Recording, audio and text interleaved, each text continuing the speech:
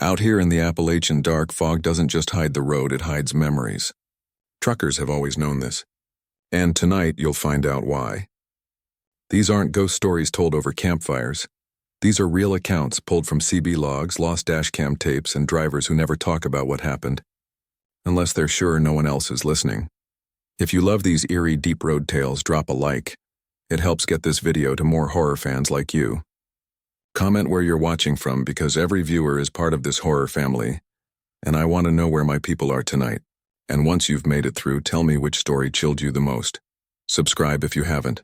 Your support helps us keep bringing you terrifying stories like these. Now buckle up, because these 10 true trucker tales from foggy mountain roads are about to take you someplace you might not come back from. I've run the Appalachian freight lanes for 16 years. There's nothing I haven't seen. Ice storms in the hollers, mudslides near Watauga, even a panther once slinking across the Blue Ridge at dusk. But that night near Ironhead Ridge? That night never left me. It was just past 2 a.m. and the fog was heavy, thick enough to press against the windshield like breath. I was crawling along a narrow pass 2 miles north of Ironhead Ridge, hauling a short load down from Beckley to Asheville. CB was dead. Cell signal blinked out hours back. Just me, the hum of the rig, and the soft hiss of tires over wet asphalt. I was going slow, barely 15 miles an hour, when I spotted them. 3 semis. Parked bumper to bumper across the entire 2-lane road. Blocking it clean, no hazard lights. No engine hum. No sign of drivers. I thought, accident maybe. Or mechanical issue. But all 3? Dead still in a row like that? I eased the rig to a stop, hit my flashers, and climbed down. The fog swallowed sound. Even my boots felt muffled on the cracked asphalt. The first truck was a Freightliner, white cab, faded numbers along the side. Atlas Hall number 903. Door was unlocked. Cab empty, no keys. Engine cold. CB radio stuck on static. No voice, just a faint hiss with a pulsing click every few seconds, like a Morse tap that didn't form anything. Second truck, same story. Third truck, that's when I noticed the map tucked beside the driver's seat. A paper atlas, edges curled and soaked. I reached in to grab it and felt how cold everything was, like it hadn't been touched in days. Something about the air in that cab, it smelled off, like rotting vinyl and stale smoke. I backed out, called dispatch. Static again, nothing went through. Tried a few more times before finally getting one clean burst of signal. Dispatch answered. I told them where I was, what I saw. They paused longer than I liked, then said, "You're not supposed to be on that road tonight," I said. "I'm on Route 17 through Ironhead Ridge. You routed me." Another pause. Then, "We don't show any trucks on that stretch, and no active manifest for Atlas Hall. That company went under in 2011. I remember blinking. My breath fogged the phone screen. 3 trucks, I said. "They're right in front of me." Then I turned back toward my own rig and stopped cold. The road was empty. All 3 trucks were gone. Not moved. Not turned around. Gone. Like they'd never been there. I stood there a long time, staring at the empty pass, engine idling behind me. My breath was shaking, and I didn't know why my hands smelled like someone else's cologne.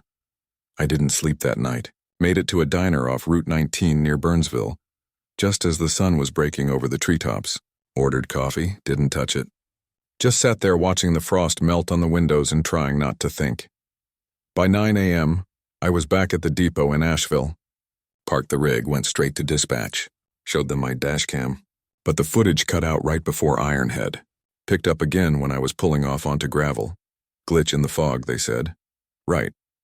I asked about the route manifest. Wanted to see where the system said I was supposed to be.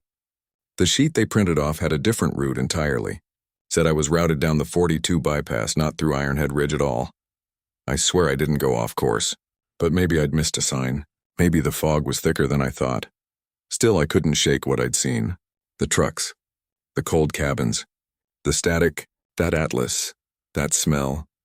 I went home that afternoon and slept 12 hours straight.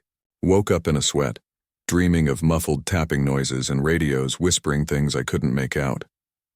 Over the next few days, I started digging. Couldn't let it go. Atlas Hall shut down in 2011. Lawsuits. A wreck that killed a driver near Ironhead. Their trucks had all been auctioned or scrapped. But when I found old images of the fleet, freight registry records, and news photos, I felt that same crawl up my spine. 903. The white freight liner. Exact same one I'd seen blocking the road. One photo even showed the same curled edge map stuck in the side compartment. It was real. I had seen it. A week later, I got a call from Joe, another driver who sometimes ran Appalachian routes. "Hey," he said, "you ever get turned around near Ironhead Ridge?" I didn't answer right away. He said, "I hit fog up there last night. Thick as soup. Came around a bend and found a trailer just sitting off to the side. Engine cold. Door hanging open. I asked what company. He said didn't have one. Plate was rusted clean, but there was a radio inside making this soft clicking sound, like someone tapping a pen underwater. He didn't sleep either. Said he turned around and booked it down the mountain without even logging the stop. Over the next few months, more whispers came through the grapevine. Drivers who saw trucks where no trucks should be. Dispatch reroutes that didn't match records. One guy quit entirely after he followed a brake light glow down a side road only to find nothing but tire tracks ending in an open ravine.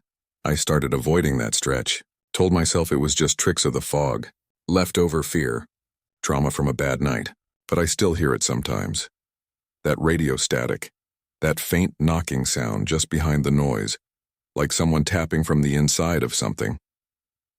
Last fall, I drove past a turnout near Ironhead, middle of the day, no fog, and sitting there on the gravel, a single glove, faded, dark with oil, folded neatly on the white line, like someone had placed it there deliberately. I kept driving, but I haven't turned on my CB since, because sometimes when it scans past a dead channel, I still hear that soft clicking, and I don't want to know who's listening. I've been driving long-haul routes through the Blue Ridge and Allegheny foothills since '07. There's a stretch near Mill Creek, just past the old iron bridge where the road folds in on itself like ribbon. Locals call it Horseshoe Cut, but every trucker I know just calls it the Dead Switchback, not because of wrecks, though there've been a few, but because radios go quiet there. Doesn't matter what brand CB you've got, the static always blooms in that one curve. It's just dead air. Always has been until last February. It had been raining hard all day, cold Appalachian rain that soaked the bones. Fog clung low in the valleys, and by the time I was climbing toward Mill Creek, visibility had dropped to maybe 20 feet. I had a haul out of Roanoke heading south toward Franklin. Nothing special. No company, no other rigs for miles. Just me, my own breath, and the wipers ticking slow against the blur. Then it happened. Right at the bend, CB channel 19, the one I always monitor, clicked on. Not static, not garble, just a voice, cracked, low, like someone trying to talk through a mouthful of gravel. It whispered, "Turn off past mile 193, 86.5, north slope, hurry." Then silence. I actually pulled over, sat there with the engine idling, trying to catch my breath. The voice had sounded close, not like a broadcast, more like someone whispering right next to me. I looked down at my map. Digital wasn't working in the fog, and sure enough, about a mile up from where I'd stopped, there was a dirt access marked as N Logging Spur 865. Could have been coincidence, but it didn't feel like one. I've heard weird things in these mountains, men yelling from hollers that should be empty, laughter echoing off cliffsides in the middle of the night. You learn to keep your eyes forward and your hands on the wheel, but something about that voice, it felt urgent, real. So I followed. The turnoff was barely there, just a muddy dip with half-rotted wooden posts and a rusted chain swung to one side. Looked like no one had touched it in years, but I eased in anyway, tires squelching deep into the muck, headlights cutting through the trees. About a quarter mile in, the beam caught something, skid marks, 2 long arcs, shallow but fresh, clawing through the wet earth and curving violently left, straight into the underbrush. I stopped the truck. Killed the engine. When I stepped down, I smelled it immediately. Hot rubber, brake dust, and something else. Metallic, not blood, not gas, just metal and heat. The fog was thicker here, almost oily. And then I saw them, a pair of tire chains tangled in the brush like shed skin. Still warm, I crouched down.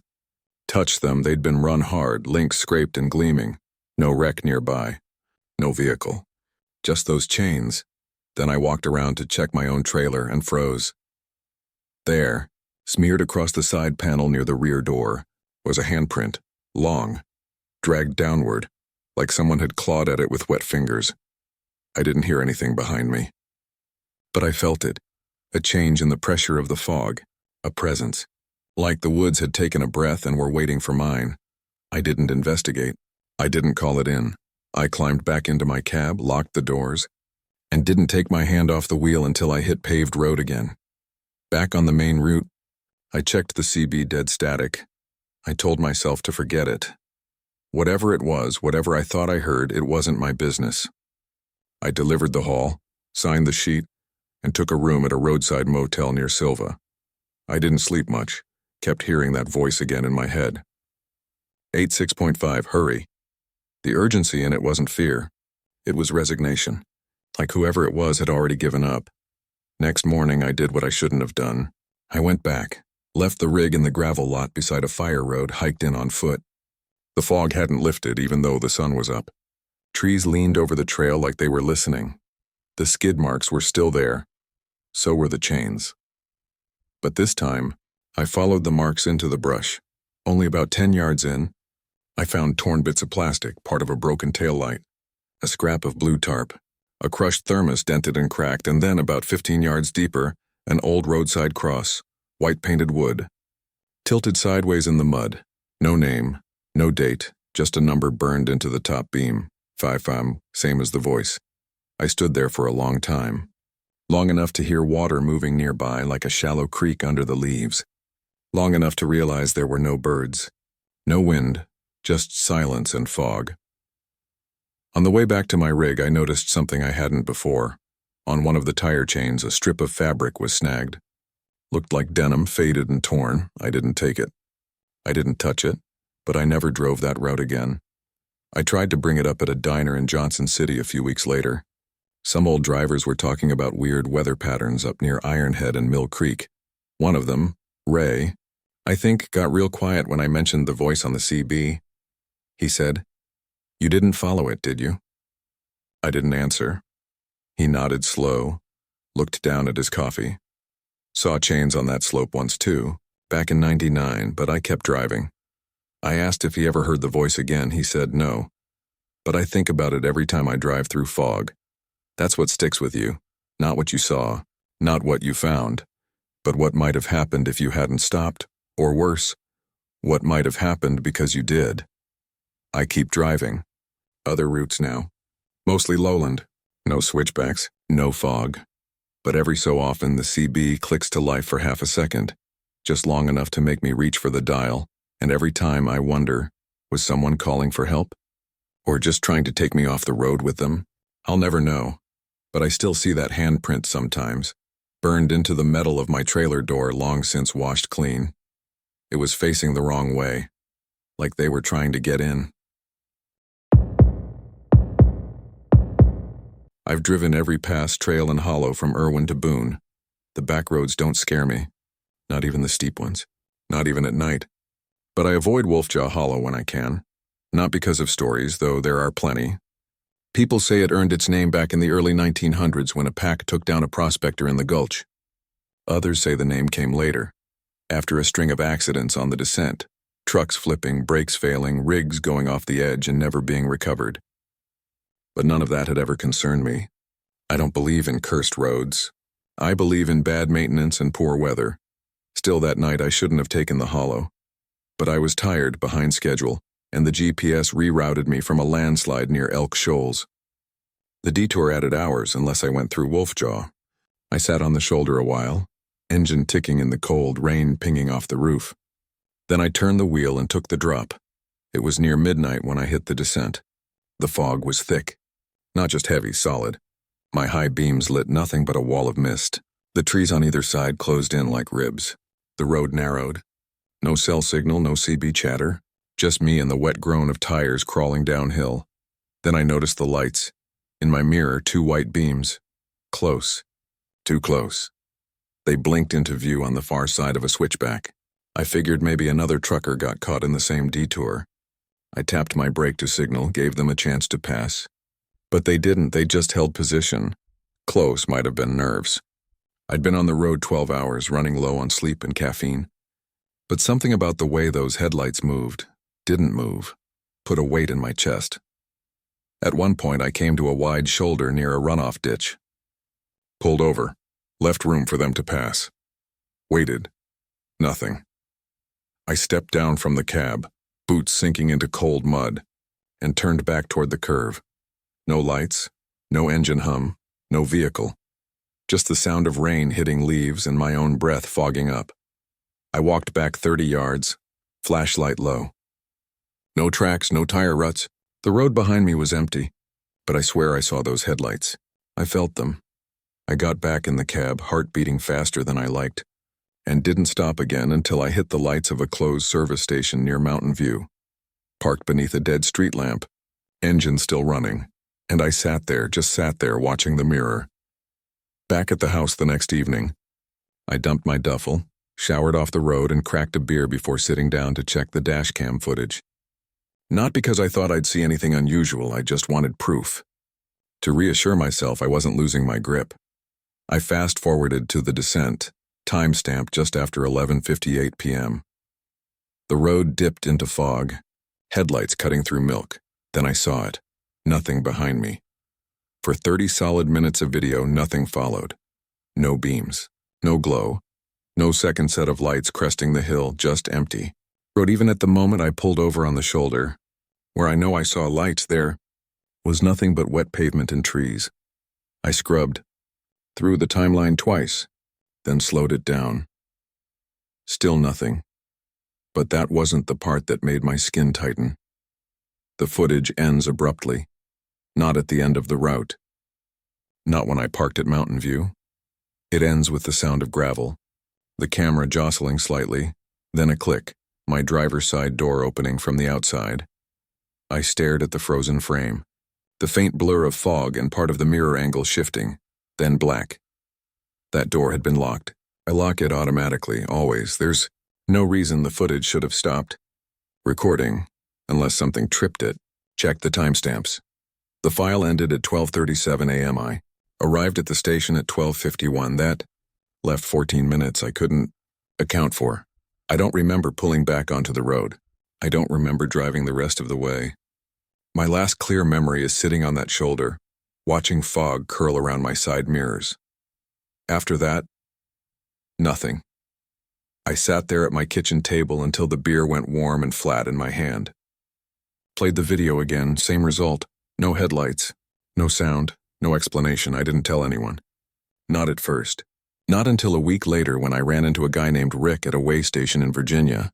We used to drive for the same outfit back in 14, swapped stories. Somehow Wolfjaw came up. I didn't say much, just mentioned the fog and how quiet it was. He stared at his coffee. Said, "Did you see the lights?" That's when I knew he'd pulled over too. Same road, same stretch. 2 years earlier, thought a car was behind him the whole time. But there wasn't. He didn't check his dash cam. Didn't want to. Now he avoids that route. Same as I do. I've rerouted every delivery since. Even when dispatch pushes me to cut time. I don't drive at night anymore if I can help it. And I keep the dash cam running in reverse loop now. Never auto off. Still, once in a while if the fog gets thick and I'm climbing a hollow too late in the day, I'll glance in the mirror and swear I see them. Again, those headlights locked behind. Me silent waiting, but I never stop, not anymore, and I don't check the footage because I already know how it ends. I've driven these roads too long to believe in ghosts. Mountain fog, bad brakes, sleep deprivation. That's what gets you up here, not spirits. But sometimes something sticks with you. And no matter how much you try to logic it out, it keeps pressing down like a weight you can't shake.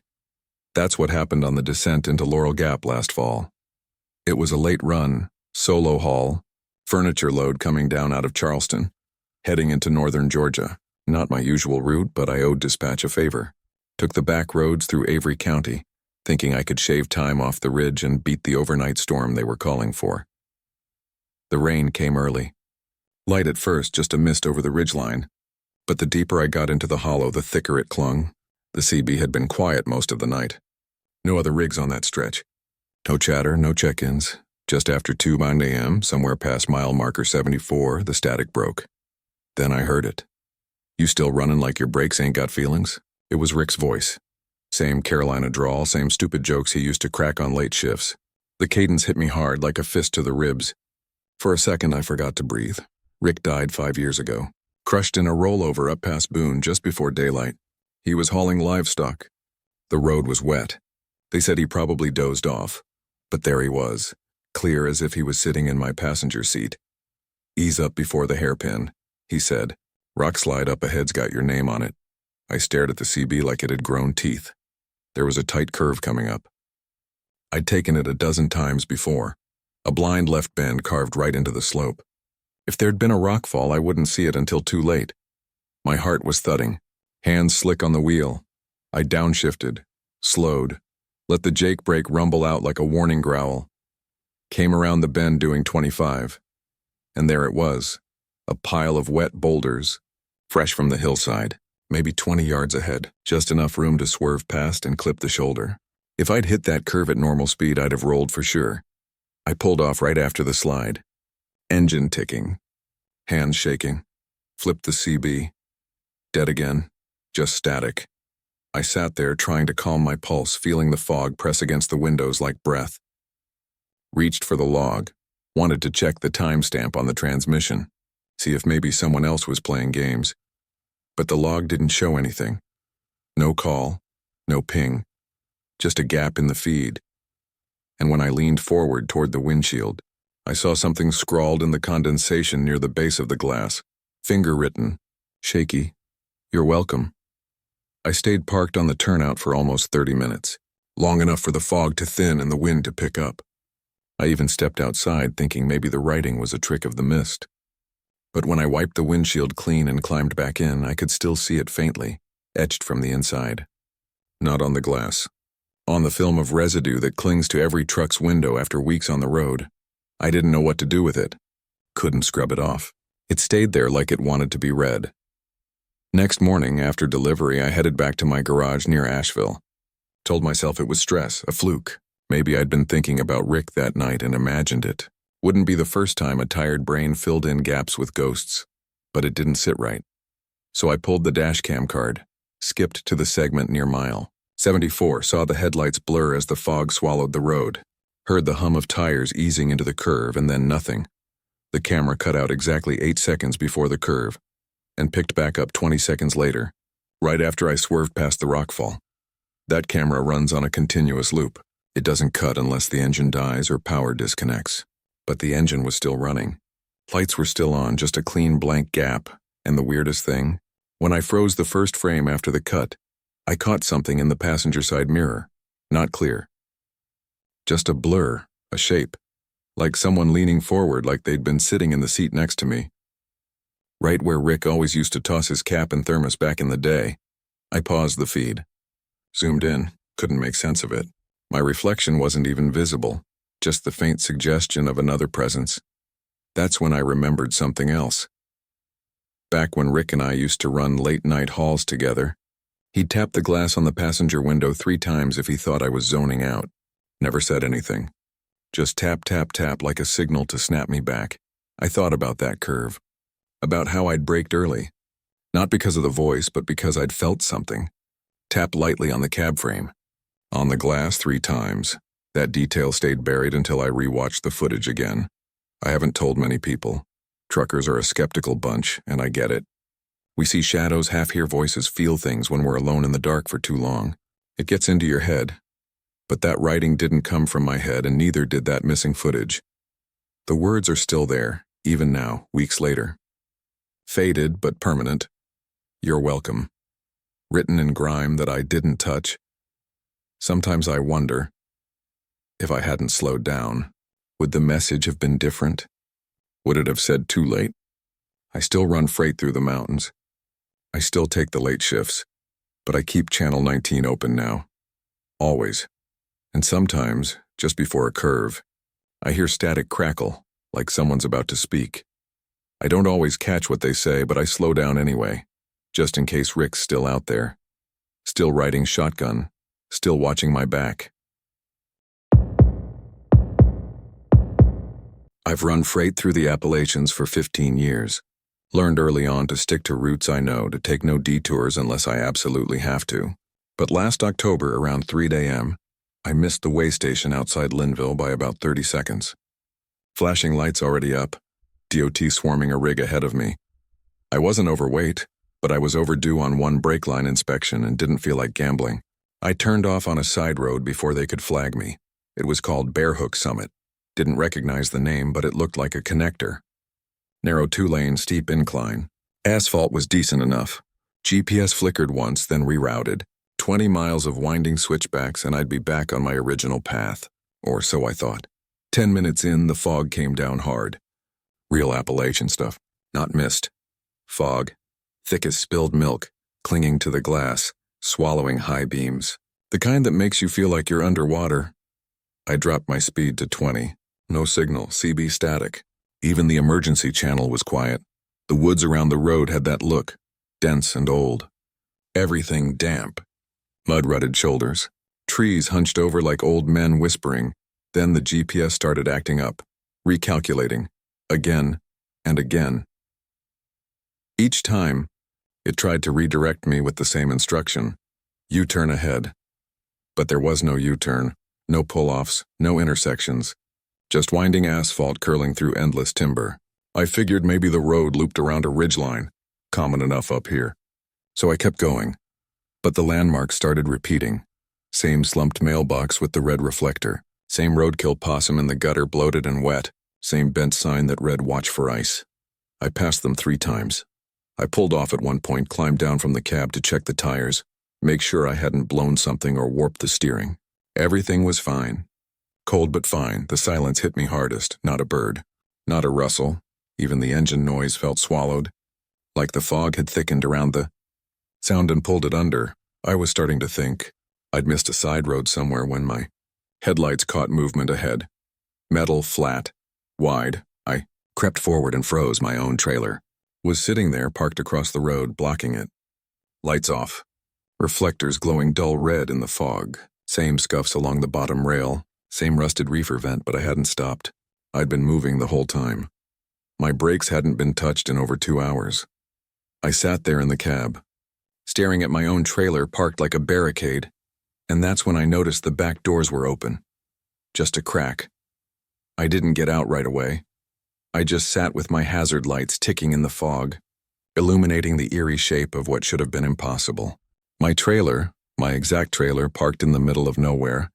Idling in silence, I turned to check my mirrors, confirmed the actual trailer was still behind me, connected, secure.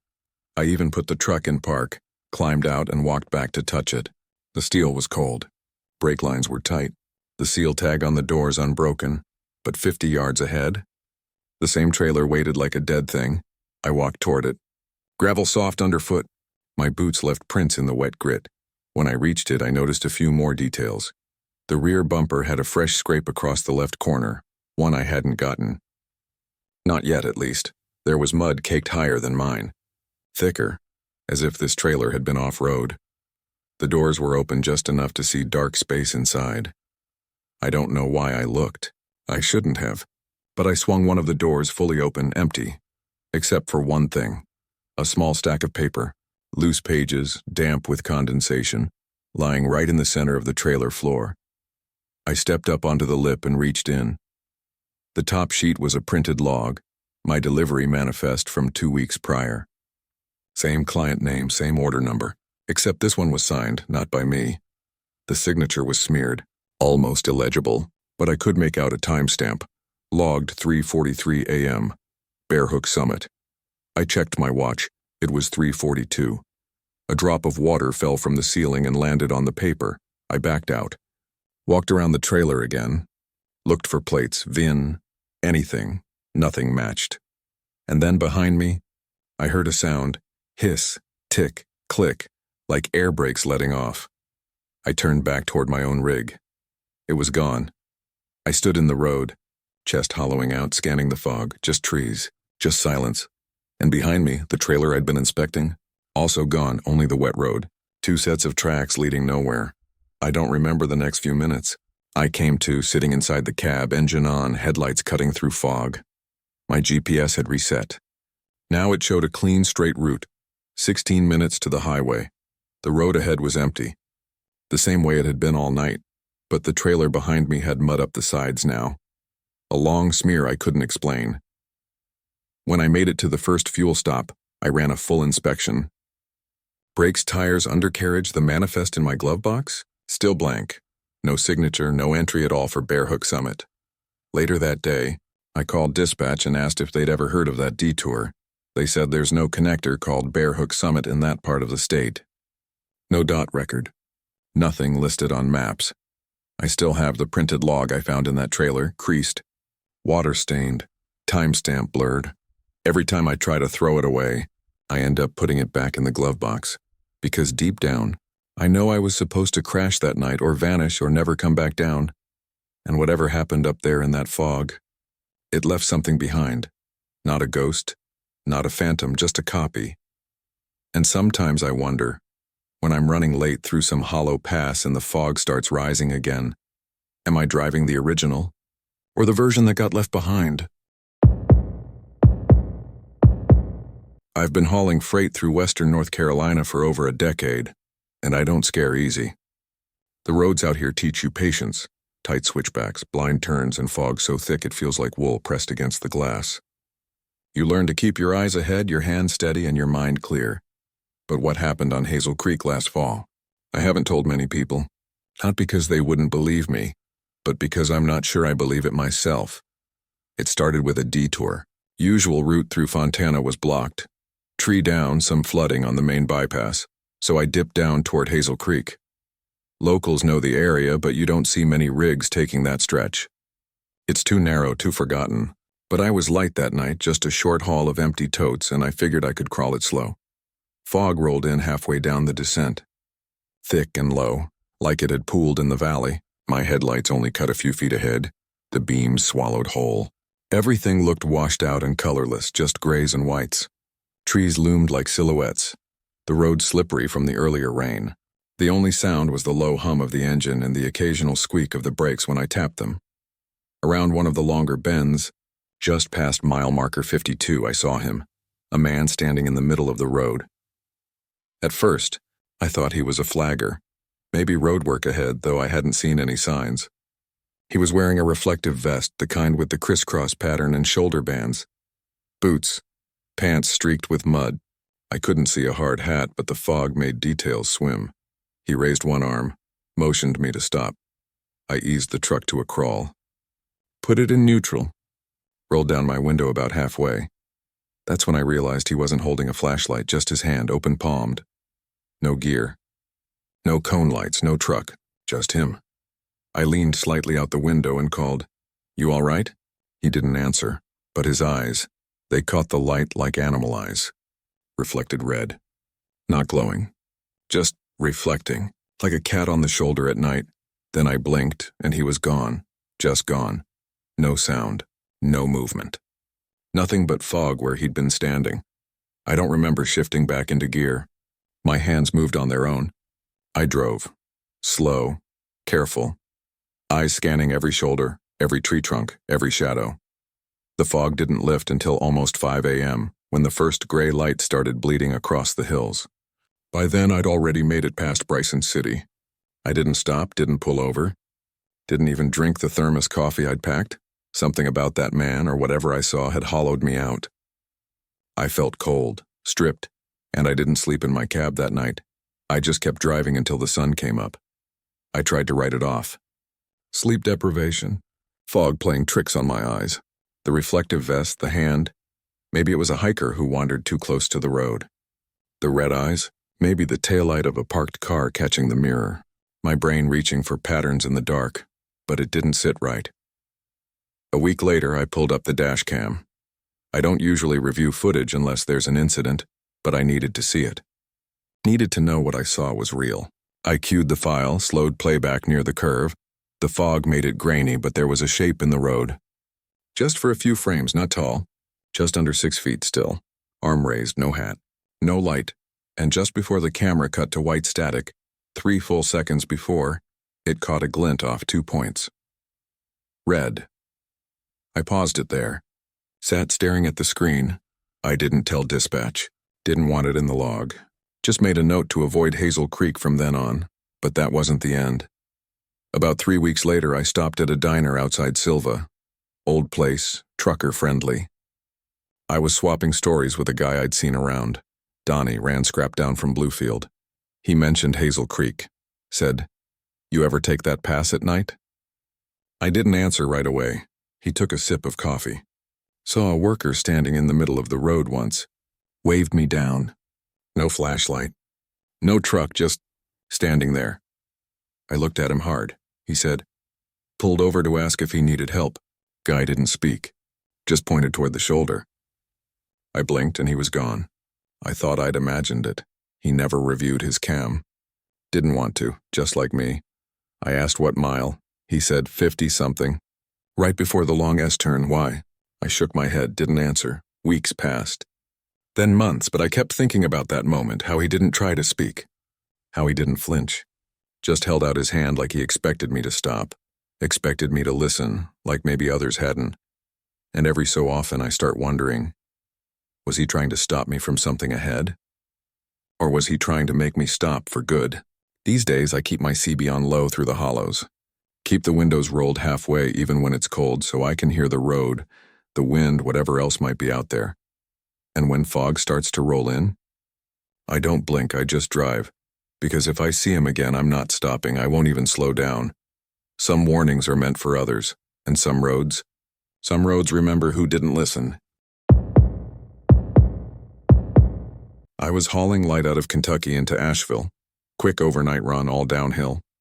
I took a shortcut I knew well, the kind dispatch usually tells us to avoid. Crooked Spine. It's steep, narrow, mostly single lane at the worst parts. But if you've done it enough and if you trust your brakes, it cuts an hour off the trip. I've run it in sun, sleet, and pitch black nights. Never once had a problem, till this time. It was just after 2 a.m. when I turned onto the grade. Fog was hanging low in the trees. Not unusual this time of year. My headlights pushed through it in streaks, light catching on wet branches and spidering across my windshield. It had rained the day before and the road still glistened in places, patchy with mud.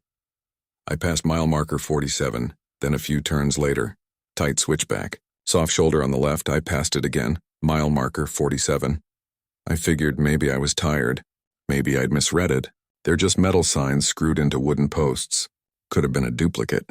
County roads don't always follow DOT standards, especially out here in the hills. But then it happened a third time. Same marker, same bent nail in the corner, same scratch through the 4 by then. My gut had started to twist. I looked at the dash clock. It said 2:37 a.m. Problem was, the last time I'd checked, right before the first marker, it had said 2:22. I hadn't been crawling. I hadn't stopped. There was no way I'd jumped 15 minutes forward. But my coffee had gone cold in the cup holder, like it had been sitting untouched for hours. I tapped the dash, blinked hard. That's when I noticed the recorder. I keep a small digital voice recorder clipped to the dash. Habit from the early days when I used to log notes out loud. I rarely talk into it anymore, but I leave it running just in case. Catches engine sounds, CB chatter, little things I miss when I'm focused on the road. When I glanced at it, the recording light was still on, but the counter had a blank gap, 15 minutes of silence. No cabin noise, no road hum, just dead air. I pulled off at a wide patch near a rock wall, killed the engine, left the headlights on. The fog didn't move, just settled thicker in the beams. Then I saw it, on the passenger side window. Where the fog had built up from my heater, there were words. Get out written in the condensation from the inside. I just stared, couldn't breathe. My hands went numb on the wheel. I hadn't picked anyone up, hadn't stopped, and I sure as hell hadn't written that. I don't remember pulling back onto the road, but I must have. The next thing I recall is seeing the lights of a ranger station at the base of the ridge, an old outpost tucked between 2 sharp bends. I stopped, used the outside payphone to call it in. Told dispatch I'd gotten turned around and needed a new route. Didn't mention the message. Didn't mention the clock jump. They routed me out toward Robbinsville. Took me way off my normal run, but I didn't argue. I kept the window cracked the rest of the way, just enough to let in the cold. Just enough to keep the glass from fogging again. Back at the depot, I ran through the recording file, played it from the beginning of the crooked spine turnoff, all clear. Then the 15-minute gap. No static. No sound, and right at the end, at the very end, there was a sound like someone shifting in a seat, then a whisper. Barely audible. I replayed it 3 times with headphones. Couldn't make it out fully. Just the tone, urgent, quiet, tired. I burned the file to a thumb drive and left it on my desk. I haven't listened to it since, but it's not the voice that gets to me. It's what I saw the next morning. I was washing the cab, trying to scrub the film of dust and grit off the windshield. When I got to the passenger window, the words were gone. No sign of moisture, no residue. But in the lower right corner, pressed faintly into the grime, were fingerprints, 5 of them, small. Too small for me, and upside down, like someone had written the message from the passenger seat. Facing in, I haven't used that shortcut since. I don't care if it adds 2 hours or 10, and I keep the recorder off now permanently. But I still think about that missing time. That blank stretch in my memory where everything just fell out. Like the road had swallowed me, like something had gotten in. I told one driver about it, a guy named Luther, who used to run this same route back in the day. He said he'd heard rumors about crooked spine, drivers losing time, fuel logs not matching mileage, sleep tracking watches showing full REM cycles behind the wheel. But he never talked about it in daylight. Said the road does something to your head, takes pieces, gives them back out of order. Sometimes not at all, sometimes it gives something else back. I don't know what I believe anymore, but I do know this. Every so often, when I'm alone in the truck at night and the windows fog up, I glance at the passenger side and wait, just to see if the message comes back. I was westbound on Route 6B, hauling empty pallets out of Knoxville.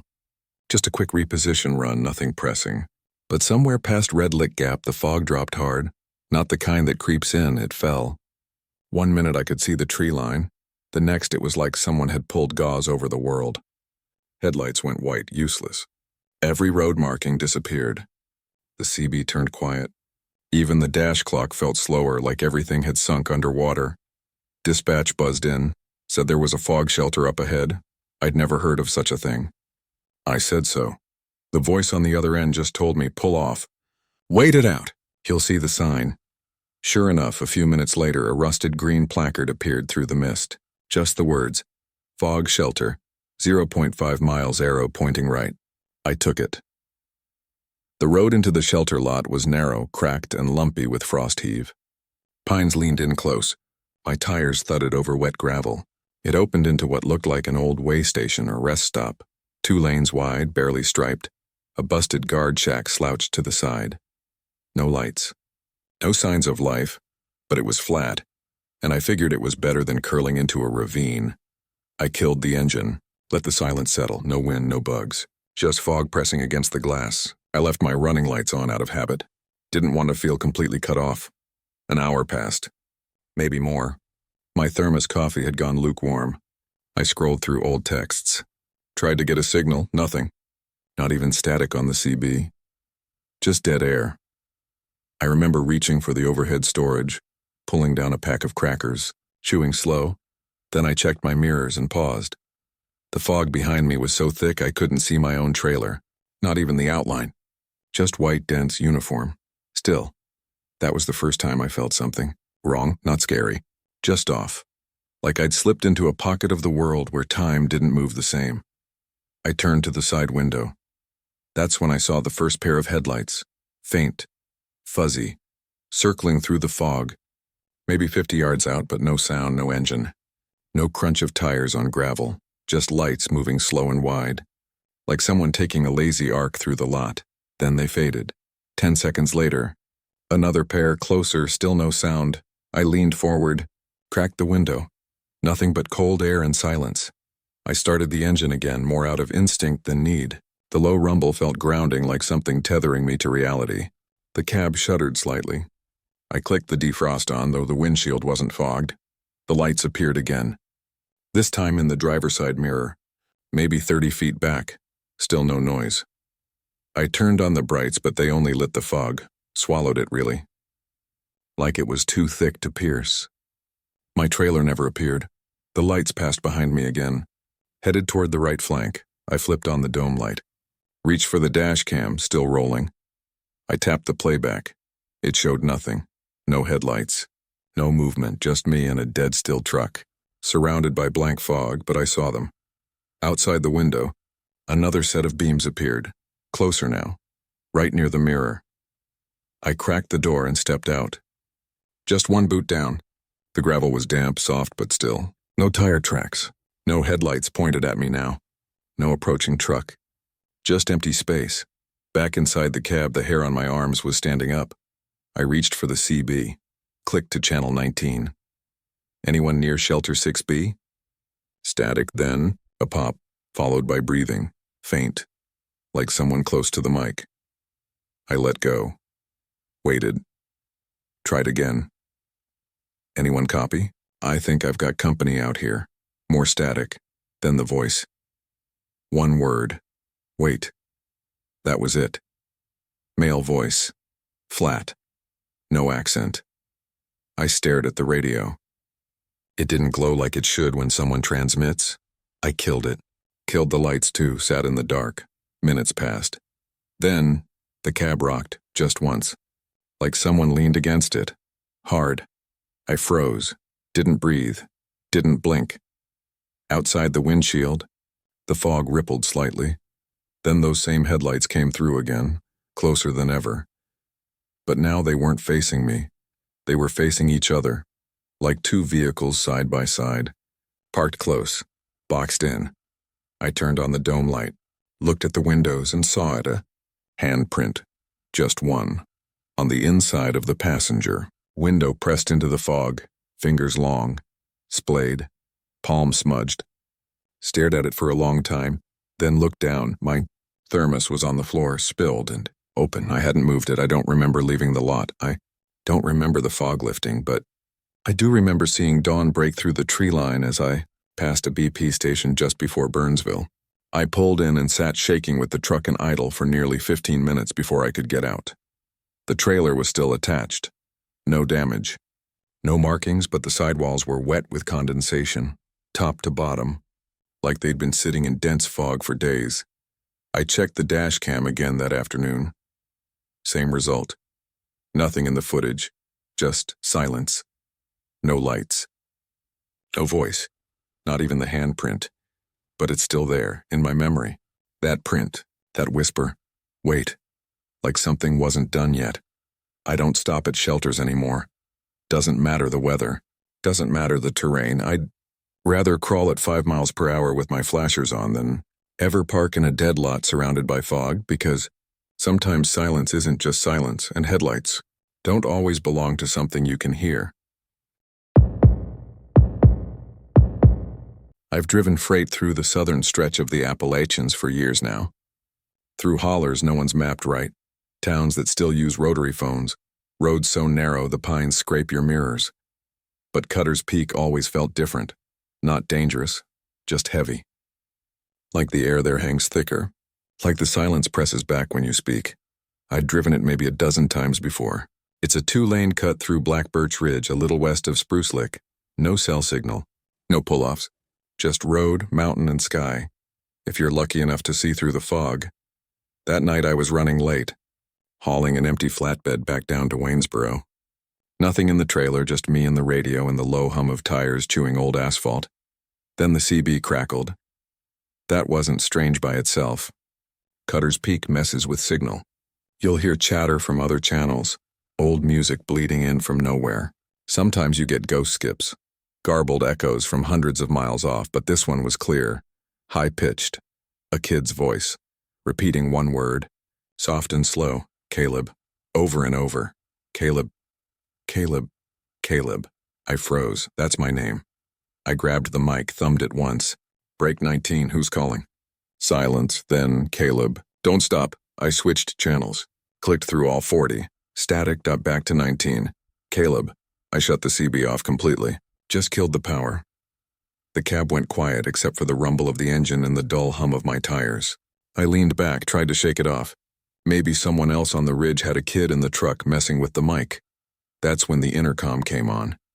The cab intercom has no external speaker. It's wired into the truck system, mostly used for dispatch at way stations. It doesn't transmit unless it's plugged, but it clicked on. Soft hiss. Then a whisper. "Caleb, don't stop." I jerked the wheel, nearly swerved into the oncoming lane, corrected fast. My hands were slick on the leather. There wasn't supposed to be anyone transmitting, and that voice, it wasn't mechanical. It wasn't distant, it was inside the truck. I panicked and pulled off at the first spot wide enough to stop, just past the 8-mile curve. Killed the lights. Engine idling low. The fog outside was dense. Trees curled over the road. Everything smelled like rain and copper. Then I saw it. In the ditch, barely lit by my running lights, was a small wooden cross. Fresh. Stuck upright in the soil, maybe 2 feet tall. Light pine. No flowers. No nameplate, but as I looked closer, I saw letters carved rough into the crossbeam, just one name. Caleb. Didn't get out, didn't even unlock the door. Sat there in silence as the fog wrapped around the trailer and the intercom hissed again. I must have sat there for an hour. Engine running. Headlights off.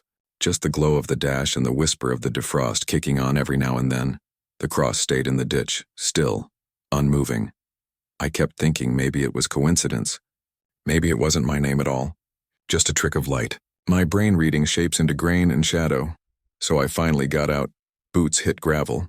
My door creaked louder than it should have. The night was quiet, no wind, no birds, just fog and trees, and that strange feeling that something was watching. I stepped into the ditch and crouched by the cross. The name was carved rough. But it was mine. Caleb H. full last initial. Same as my license. Same spelling. The carving looked recent, edges raw. Like the bark had only just been stripped. The soil around it wasn't muddy but loose. Like it had been disturbed. No tools nearby. No tire marks. I reached out to touch the wood and heard the whisper again. Not through a speaker this time, but right beside me. "Don't stop." I stood up fast, heart hammering. There was no one there. No voices. No motion in the trees. Just the same press of wet air and the fading glow of my cab lights. I backed away and got in the truck. Locked the doors. I didn't care what direction dispatch gave me. I threw the rig in gear and crawled down the rest of the pass. 15 miles at 20 miles an hour. Fog burning my high beams white. No voice followed me. But the next morning, parked behind a diner in Jefferson, I noticed something. On the outside of my passenger side, mirror outside, there were fingerprints. Small, smudged, pressed, like someone had leaned in, just enough to, look, I didn't report it, didn't tell dispatch, didn't bring it up with other drivers. At the next fuel stop, what would I even say? That I heard my name in a child's voice? That a cross marked my grave before I ever touched the brakes? I went back to that road once, weeks later, middle of the day. Clear sky, I found the same turnout. Same ditch, no cross, no disturbed soil, just wild grass. Brown and broken, like it had never been touched, but I keep thinking about that whisper. Don't. Stop. Not don't stop here, not don't stop. Driving. Just don't stop, like if I had stepped further into the ditch. If I'd touched the cross a little longer. If I'd shut off the truck and listened. Maybe something would have stopped me, and I wouldn't be here to tell you this. So now, even when I'm tired, even when the fog gets thick enough to feel like it's crawling into the cab, I don't stop, I don't ever stop. I'd been running backroads freight for almost 9 years, mostly up through the southern Appalachian spine. It was a quiet kind of work. Long hours, unpredictable routes, too much rain, but it kept me away from the things I didn't want to think about. That night I'd been on a layover outside of Damascus, Virginia, parked near an old motel lot when I got the call. A voice I didn't recognize from dispatch, flat and fast. Pick up at the pull yard near State Route 221. One sealed container. Urgent delivery. No signature. Cash bonus on drop. No paperwork. Just a location and a time. The voice didn't give a name. I asked once, who authorized this? But the line clicked off before I got an answer. Still, I was behind on miles and figured it'd get me ahead. So I pulled out around 11:30 p.m., tires slapping wet pavement. Fog was already low, bunching in the gullies like smoke. The pull yard wasn't much, just a patch of gravel tucked behind a chain-link fence somewhere near the state line. One container sat there, matte gray, locked. Spray stenciled in faded red across both doors, urgent delivery. Do not open, no company name. No numbers. No inspection sticker. I should have walked away. But I hitched it up, checked the seals, factory tight, and started up the incline toward Black Roost Pass. The fog thickened as I climbed. Trees drew in close on either side of the road. The only sounds were the low grind of my rig and the occasional clatter of branches overhead. 15 miles in, it started. A thump, dull, heavy, from inside the container. I turned the music off. Rolled down the window, nothing but the hiss of rain on pine needles, then another sound dragging like something shifting weight across the metal floor. I pulled over at a turnout near a bent guardrail. Killed the engine. Sat with both hands on the wheel. The CB clicked on. Static at first, then a voice. Dispatch, or someone using their frequency. What container? They asked. I stared at the mic. What load? I grabbed the clipboard. No manifest. No ID, no record of the pickup. Container 8427, I muttered into the mic. The reply was instant. No record of 8427. Nothing outbound from 221. You shouldn't have picked that up. The line went dead. I stepped out into the fog, flashlight in hand, walked the length of the trailer. The seal was still intact. No brakes, no tampering, but I saw something I hadn't noticed before. On the rear, tore down near the frame, 4 scratches, not scrapes from trees or roadside brush, claw, marks, fresh metal curled at the edges. Something. Had tried to get out, I didn't open it, didn't touch it again. I climbed back into the cab and kept driving. Didn't sleep that night. The fog never lifted. Just followed me through the pass like it was clinging to the trailer. The noises came and went. Soft bangs, the faint sound of something dragging itself side to side, always settling again like it had found a new position. I kept the CB off. Locked the windows. Tightened my grip on the wheel every time the road narrowed or dipped. At one point near Sawtooth Hollow, I thought about detaching. Leaving the trailer right there. Letting it sit until someone else found it, but I couldn't. Not without seeing it through. The drop was a gravel yard behind a shuttered mill near Morganton. Rundown loading dock, one overhead light buzzing against the fog, no one waiting, no signature required. I backed in slow, engine still running. Left the trailer hitched, brake locked. I didn't even step out. Just waited. After 10 minutes, a pickup pulled in. Gray, mud-caked, one. Man in the driver's seat. Didn't signal, just waited for me to leave, so I took the long way out of town and didn't stop driving until sunrise hit the horizon like a blood smear across the trees. Next morning I quit. Didn't call. Didn't explain. Dropped the rig at the yard in Asheville and left the keys on the desk. I haven't driven a truck since. But there's something I still think about. The claw marks. Yes, the banging, the absence of paperwork, but mostly, it's what I noticed once I'd stopped at a rest stop a few days later, still wired from the whole thing. I was sitting in my car watching trucks pass by when I realized something. My rig has a forward dash cam that records audio, always. And I'd forgotten about it. I pulled the card and loaded it onto a laptop I still had in the trunk. The footage showed the long climb up through Black Roost Pass. Fog thick, trees crowding the road. Nothing out of place but the audio. Around 3:14 a.m., when I'd pulled over to check the seal, you could hear something. Not banging, not dragging. A voice barely audible. Don't deliver me. Then again. Please, don't deliver me. I paused it. Rewound. Played it again. The voice sounded dry, weak, but clear, and it came from inside the trailer. I've never played that clip for anyone else. I deleted the file 2 days later, because there's a thought I haven't been able to shake since. That maybe the real cargo wasn't a thing.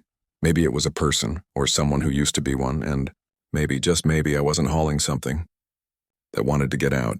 Maybe I was taking something somewhere it didn't want to go, and I delivered it anyway.